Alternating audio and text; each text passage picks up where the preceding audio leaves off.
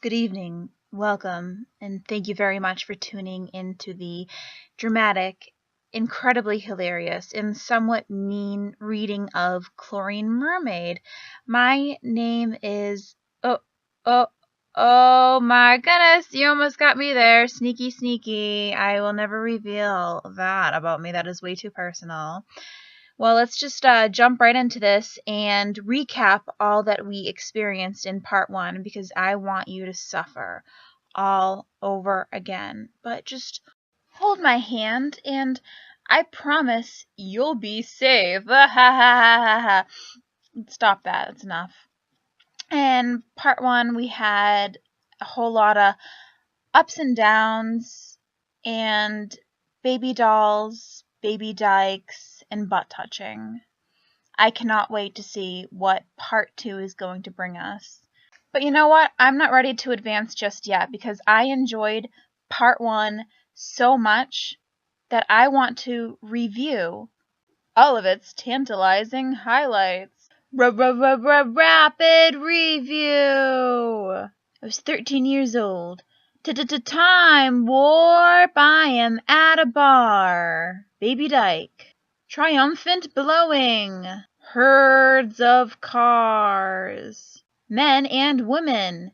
Men and men.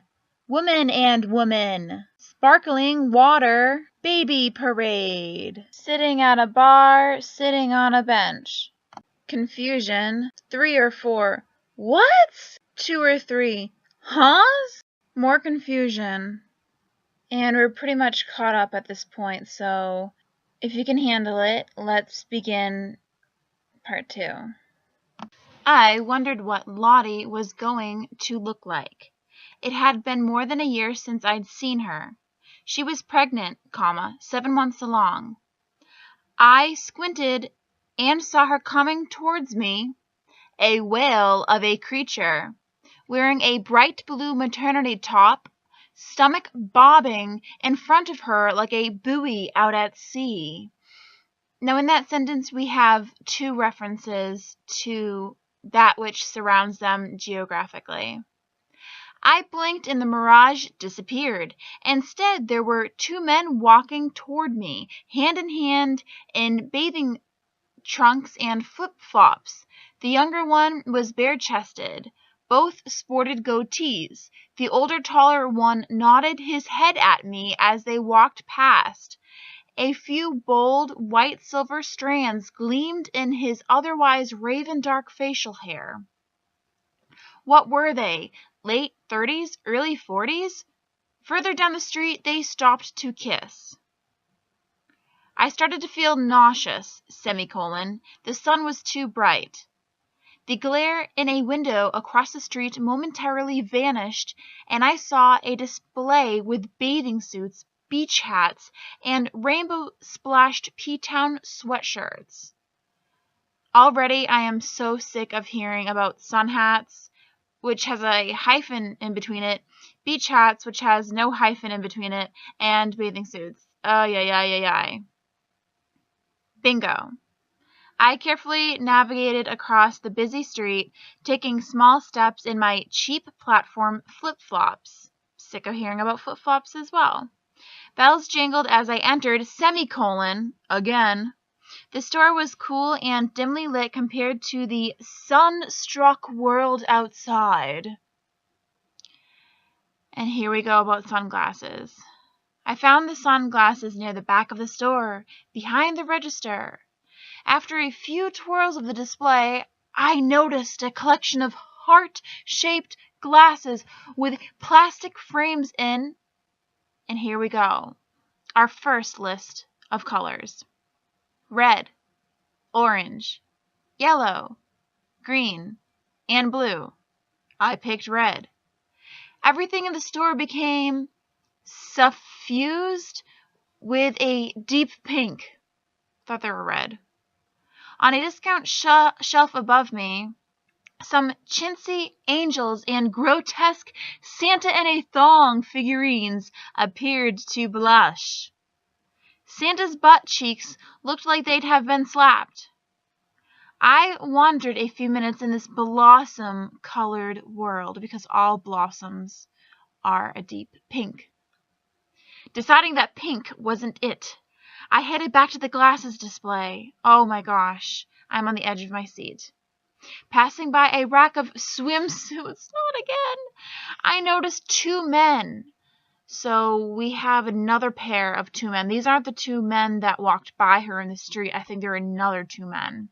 In quiet consolation, and we have another semicolon, which are supposed to be used very, very sparingly. One was older, lanky, and black.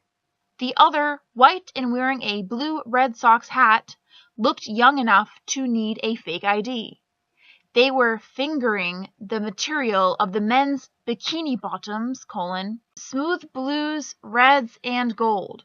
The young guy kept looking out from under his hat, furtively, in this and that direction, as if deciding when would be the most opportune time to swipe the whole display and make a run for it.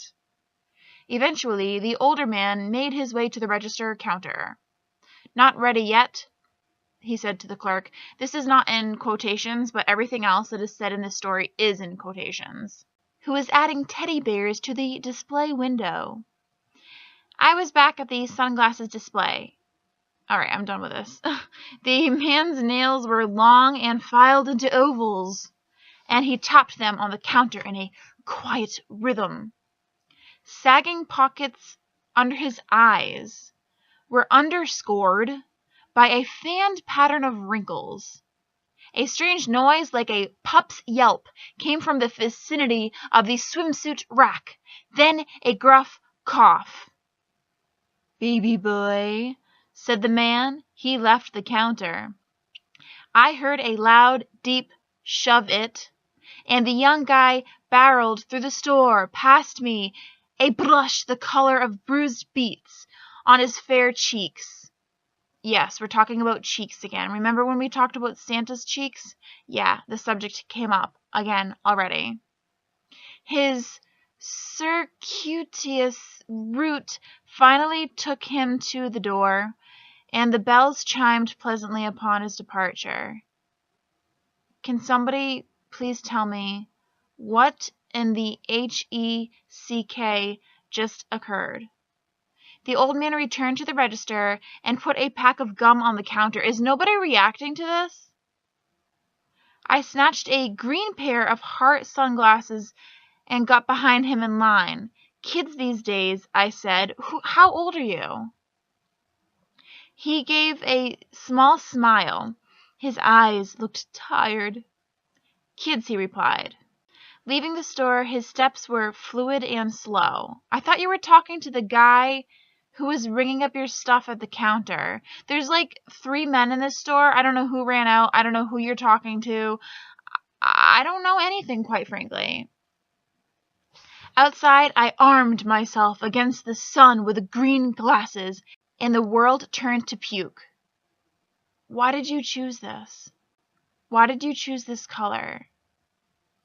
I mean, I thought in The Wizard of Oz, their emerald glasses made everything pretty, but hey, what do I know? I thought of the older man as I walked. His gentle demeanor reminded me of my first lover, Rose. Ooh! You see an old man, and he reminds you of your first lover who was a female? Ay, ay, ay, ay, ay. Preoccupied, I bumped into a street vendor, the color of Oscar the Grouch, knocking him off balance. I bought one of his sweet berry drinks to make good, and came to a rest on the nearest bench. We're on a bench again, so this is the second bench that we're on. It was across from Viva, the glossy woman's bar, where I'd spent the previous night. Alright, so now I can deduce that if you're still with me, I guess you're kind of into this sick kind of torture that I am putting you through, so I invite you to watch part 3.